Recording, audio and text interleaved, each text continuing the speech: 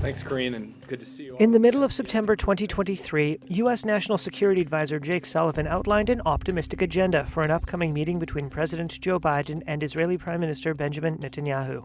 Focused on the shared democratic values between the United States and Israel, and a vision for a more stable and prosperous and integrated region.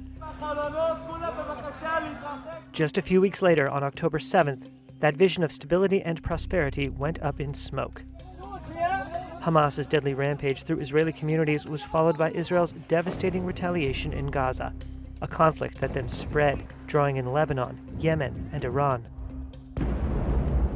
After 8 months of non-stop negotiation by my administration, a ceasefire and a hostage deal has been reached by Israel and Hamas. Biden played a major role in securing a Gaza ceasefire deal for Hamas's release of hostages.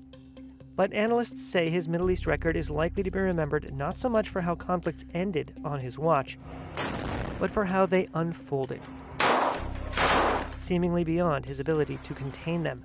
Biden's record on the world stage is likely to be heavily defined by his handling of the 15-month war in Gaza, part of what incoming U.S. President Donald Trump and his fellow Republicans have seized on as a, quote, world on fire during the Democratic president's tenure. They accuse Biden of weak resolve that encouraged foes to foment chaos throughout the region. The October 7th attack on Israel would never have happened if I was president. Zero chance. It was not going to happen.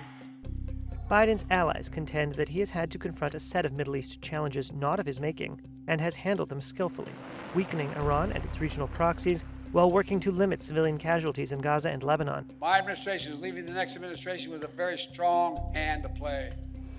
But Biden's steadfast support for Israel, in a response that decimated Hamas but also killed tens of thousands of civilians in Gaza, took a heavy toll on U.S. international credibility.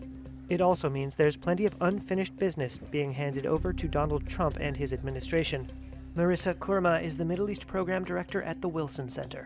The international community, the United States in particular, as this transition also takes place internally in the United States between the Biden and the Trump administration, has to ensure that both sides are going to adhere to the agreement in order to move forward to the next phase and see how we can start thinking about some sort of post-war plan.